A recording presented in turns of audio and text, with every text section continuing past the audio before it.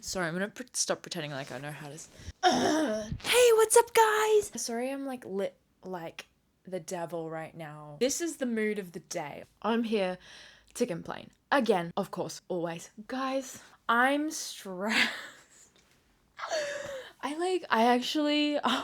I'm not sure when I'm gonna hit rock bottom, and I keep thinking this is it. Oh, my boyfriend is finally messaging me. Like, not that I have any rage. Look, the energy that I'm currently also feeling is I just watched Danny Gonzalez I'm High School Musical video. I haven't laughed that hard in a while, and I needed that because the instant that I walked out, not even of my building, not even of my work building, but out of like the main office area where no one could see me, I was still on the premises. The instant that I was out of sight, full sob, full tears, not okay. And this is just becoming very regular. And I was having a good day until, and I'm not gonna say anything because it's fine. I'm sensitive and I make mistakes, and apparently that's not acceptable. And so I feel like a complete waste of space and not a person that should exist on this planet, basically. That's basically the impression that I've been getting anytime that I basically step into work. And this is my other thing. I love my job. I love the place that I work. I love the people that I work with. I love the people that I serve. Okay? But it's complicated. And then I was crying because I miss my brother a lot, an unacceptable amount. Like what the fuck? Like, I thought we were homies. And then I started imagining what it would be like if he died. Hey, guess what, guys? I'm also on my period right now, so that helps. Also, workload, not okay. Not okay. And like, yeah, I came home from work and I watched YouTube, and it's now 9 o'clock and I have a doctor's appointment at 8:30 tomorrow. And guess what I'm going to that doctor's appointment for? Talking about how I'm not okay and I'm not doing well. And I ADHD medication could not come sooner, genuinely. But I'm getting to a point where I'm like, is it ADHD? Is it just autism? Is it social anxiety? Is it like, am I depressed right now? You don't want to see my room. I'm thinking this is more of an ADHD flavor of. I also cry multiple times a week now. But then I'm like, is it just the transitional phase that I'm in? Because I'm not like this all the time. And I'm also not like depressed. Like, I can get out of bed, I can talk to people, I can have a good day, I can smile, I can genuinely care about someone. Yeah, I'm not depressed. But I'm not coping. I'm also not coping. Not even slightly. Like, I forgot to clock in again today. What if we all invest in AI and then they're just our servants? We train the AI to like exist in a way that like is optimal for the environment, is optimal for humanity, is optimal for like society and growth and sustainability, and mostly sustainability, to be honest. We don't need to grow more as a population. Actually, we kind of do. Have we heard about what's going on in Japan right now? Why are they talking about mass suicide of the elderly? And the prime minister's like, that's our only option, guys. And I'm like, you know what else I've been thinking about? Like, how much fucking shit politicians have to deal with. Like, not to be like, I'm defending all the politicians because they're all great people on their 500 million K salaries. But also, I'm like, I feel like it's all complicated. I have a theory that like all the politicians are just controlled by all the billionaires in the world, and they can't say anything because $1 billion is like infinite power to like kill off anyone, and you can manipulate everything with that. All of the media, all of the public's perception of you. Say Albo is just like, hey guys, so this billionaire is like stealing all your money. That billionaire will first of all pay all of Albo's friends to like not air that to the public, and then kill his children and his wife. I don't actually know Albo's family. I just assumed he was straight. So like, that's my theory. The billionaires are controlling the world. Like, that's kind of obvious. Obviously they are. Like, what? You don't get $1 billion by being a nice chap. Because you, at that point, you're a toddler. Anyone being like, I need to have a serious word with you, you're fired. There you go. I just stole all of your assets and ruined all of your connections right then. Because guess how many connections a billionaire has? Probably a lot, because a lot of people want to be on the billionaire's good side, so they get the billionaire's money. So the billionaire has all of this control over all of these people's connections. Anyone just like so much as looks at them the wrong way, they're like, okay, I just ruined your life. And they have way too much power that they are just toddlers getting anything that they want, and they can't comprehend anything past that. And I'm just like, I can't wait for the day when I look back on all of these things that I have piling up and I'm like, oh, that was so stupid. Life is awesome and I'm rich. By the way, when I say rich, I mean rich with friends, rich with laughter, rich with hobbies, rich with talent. and like a little bit of financial stability so I can eat a bit better. Because currently, tomorrow night, I've got a piece of salmon and some frozen veggies in the fridge. By the way, don't hate on frozen veggies. They are more nutritious than other veggies. Same with frozen fruit, because they were picked upon ripeness at their most amazing nutritionalness and then frozen, rather than being picked pre-ripeness and then like during transportation they ripen. Also, I'm just riddled with anxiety at the moment. Not because I'm like generally anxious, but just because I've been like tossed into a few of extremely anxiety-inducing situations, like presenting in front of people, let alone waiting 2 hours until my turn to present in front of people. That was a really awesome 2 hours of straight up shaking. People don't realize how exhausting it is to be shaking for 2 hours, to be on fight or flight for 2 hours straight, waiting to speak, sitting in silence. I just feel like everything is debilitating right now, and I don't really have my two closest support people with me. My mom and my brother. My mama and brother. My brother and mother. Brother and mother. My mother and my brother. Bradre. Father. I have an essay due on Tuesday morning. I have a doctor's appointment tomorrow morning. I have uni tomorrow. Almost said yes to a 2-hour shift. In what universe? I have an assignment due tomorrow. I only have to do like 200 more words for it though. As in like, I'm 50 words under, but I need to delete like 150 and rewrite them better and then write another 50 on top of that. So it's like actually so chill. That one I was going to do tonight. But that's not what I'm stressed about. I'm not stressed about uni. I'm stressed about editing this thing. And my avoidance is kicking in. I don't really have too much of an issue with avoidance anymore. I kind of went to therapy and I kind of fixed that a lot. It's so much better than it used to be. Like I'm talking when I was like 16 and before, it was so bad. That's why I had bad grades, is because avoidance. Homework piles up. What am I gonna do? Not think about that. And so my little counselor lady, she was interesting, can we also just say. She did, when I said like, oh, I'm insecure about my body, she did then give me tips on how to lose weight. You know, kind of not sure if that's exactly what I was talking about. Being a counselor and not a dietitian. It's probably more about you know, going from the inside out rather than the outside in, if that makes sense. Like probably like I get that where she's coming from, because she's like super into like health and wellness and stuff, and she was like in her little wellness era that she was like, it's all about calories in, calories out, babe. And I was like, well, okay, so I'm not gonna tell you all of the other things that I've been doing. We're not gonna get into that. So anyway, you know what we also don't talk about enough? Fat phobia. We kind of all been forgetting about fat phobia. I'm not forgetting about fat phobia because I've been there, I experienced that, and we need to stop it. We need to stop it because you don't know someone's life. Like, and I'm not even, this isn't even in a woke way. This is in you are not a nutritional expert, okay? It's really sad that we actually think we get to have any say. Like, I'm not saying this in a woke way. I'm saying this in like it's really fucking weird way that it's really fucking weird when you're like commenting on other people's, and like I hate that everything you could ever say has been turned into like, oh my god, that's so, like, it's a buzzword now, being like, this word is gonna make us money if we frame it this way or this way or this way or this way. So like it's really hard to find like the vocabulary to actually say what you want to say without all of the noise around it, because like I've always thought it is really strange and really, really hurtful and harmful to like actually treat someone disrespectfully because of the way that they look. Really fucked up. It's just unsettling. It's off-putting. You should be off-putting. You should be off-putting. That is not the quote. It's literally just, I've gotten this Jennifer Lawrence quote mixed around in my head for the longest time, where she's going, you're off-putting, but I'm thinking it, I think of it as pudding. Guys, I don't know what the fuck I'm talking about. I think I'm literally just going insane, actually, and I don't hold an opinion, but I also hold every opinion, and I'm right about everything, but I know fuck all nothing. I know but fuck. Give me a moment, please. You're so stupid. But you know, like, I think I'm just like, what is going on, honestly? I'm kind of sick of this cycle of like 6 months of torture, a bit of like, oh yeah, I'm okay. Another 6 months of torture, some more, yeah, no, it's fine, it's all good. I'm just not doing well, it's down to it. I don't want to do anything, ever. Like genuinely all I want to do is sing and make songs. Sing, make songs, take photos. I like taking photos, journaling.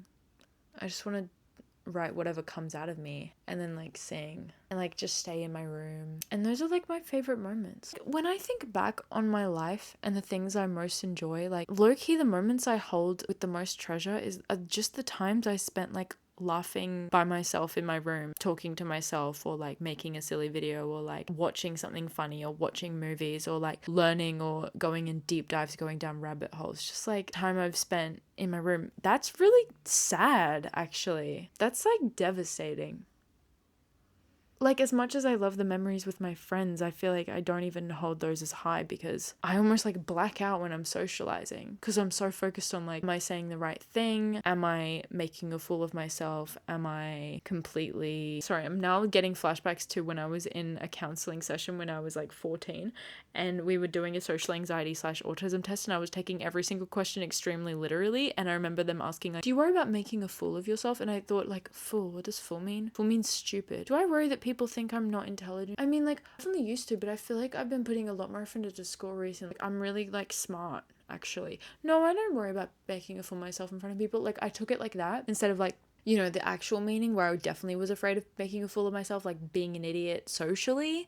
I needed every question to be fine print explained to me, and I needed someone to look at me and be like, Clara, this is what this means. You do this. This is how you feel. And I'm like, oh, okay, yeah. It's because I straight up was just gaslighting myself into believing I was like the most like social, like awesome person ever. Because when I was a kid, I had this version in my head of myself where I was just awesome. Everything I wanted to be. Very social, like natural. Yeah, I can imagine myself having a natural conversation right now, therefore I don't have social anxiety. Proceeds to never be able to say a coherent thought to a person without like a deaf social anxiety, but like that's just autism. Can we all agree social anxiety is autism? Like I think that's what it is, or like it's a part of it. I think they're inherently interlinked. Like I don't really know. I think you can have autism without the social anxiety, but I don't think you can have social anxiety without autism. I feel like if you're socially anxious, I'm just high key like you're autistic. Unless you've maybe had like a traumatic event or something, that might make sense as well. I do know that some people with trauma do show signs of like autism as well when they're not actually autistic, but I'm like, if they're showing signs of autism, can we call them autistic? Because there's no like cure for autism anyway, right? There's no treatment for autism beyond like therapy and telling your workplace that you have autism so they can hate you more. This is how it feels. Like, I just remember someone saying to me, like, if one more person tells me they're autistic, I'm gonna lose it. And I'm like, great, that's a really nice thing to hear as one of those people. You know what I'm saying? I'm really hating being neurodivergent right now. It's really not fun at all, and actually the most debilitating thing on the planet. I've never had like a harder time in my life, really. Like seriously, when I think back to like being a kid, staying up until really late, just laughing. Those are like my fondest memories, just being by myself, being alone, not afraid of who's around me, of who can hear me, of who's gonna judge me, of who's gonna like have something to say about whatever it is I'm doing, whatever it is I'm saying, whatever it is I'm learning about, whatever thoughts I'm having. No one's there to have a say about it. I'm just there experiencing life. Like thinking about, you know, doing things like going overseas. That wasn't fun. That wasn't like one of my fondest memories, you know? Even like spending time with my friends, like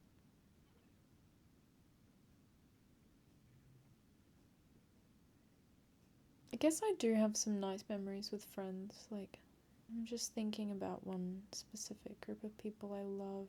I see them like once every 3 years or something. Actually, like once a year. But it's weird because I feel like I never see them. I went from seeing them every single week of my life, some of them twice a week, to like literally never talk to these people. But they're so like fundamental. I've also just been thinking about how quickly I move on from things, and how like I've never had like I have 2 people in my life that have been consistently there. You know what I mean? My mum and my brother.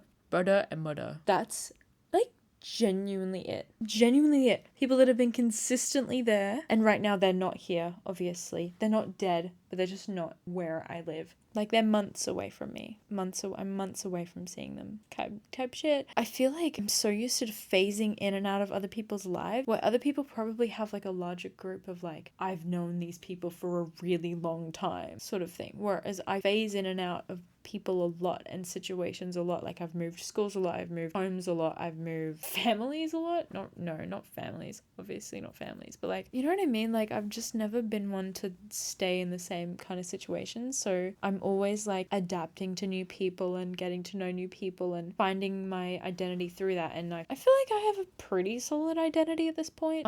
It's getting better, I will say that, and that makes sense. Like, it used to be a nothing identity of like, I was who I was around because I was a teenager. But now I'm like nearly 21. I'm like getting a little bit more into it, a little bit more used to myself. And like, this is me. These are the things I like. You know, this is what I like to do. This is what I like to think about. This is how I think. These are the things I do. This is what I don't like. This is what I complain about. But then I'm also like, back to when I was a kid. Okay, I'm still a kid, but I'm like not a kid anymore. What the fuck? I was like a teenager, like when I say a teenager, I'm always talking like 14, 15, 13, 14, 15. It's like 16 onwards, I was like, I'm basically the same bitch as I was. But I'm really not. Like, I think I look back on videos of me when I was like 19 or 18, but like even 19, and I'm like, whoa, okay. Someone needs a bit of frontal lobe development. I forgot what I was saying because I got so caught on like what I was talking about with like what age and stuff. I don't know, man.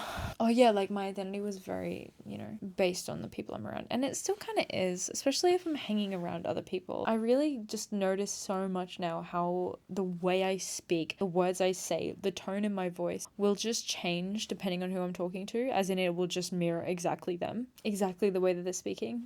Like, my social camouflage is so on point and excellent that I don't consciously think about doing it anymore. I'm so used to social camouflaging that it is a reflex to see someone, remember exactly how they talk, and start talking like them. Within like 2 meetings of someone, I know how they talk, I know their mannerisms, I've analyzed it subconsciously, and I am programming myself to embody it when I talk to them. And it's fucked up my identity. A lot of my identity turns into like serving other people, turns into like, this is your thing. How can I be a part of you? How can I be more you by serving this purpose of yours? Your purpose is my purpose. And that's how I feel. Like, your purpose is my purpose with anyone that I interact with, really. I'm like I look at my room and I'm like, this shit is barren. Like, it's first of all messy. But like, I look into other people's room and I'm like, wow, how does it look nice in here? How does it feel nice in here? This has always been an issue with me though, is that I will never feel nice in my own space. When my mom sold her house, I couldn't be happier because I grew up in that space and it was the worst feeling, the absolute worst feeling. I can't think of anything worse than like stepping into that space again. Ugh.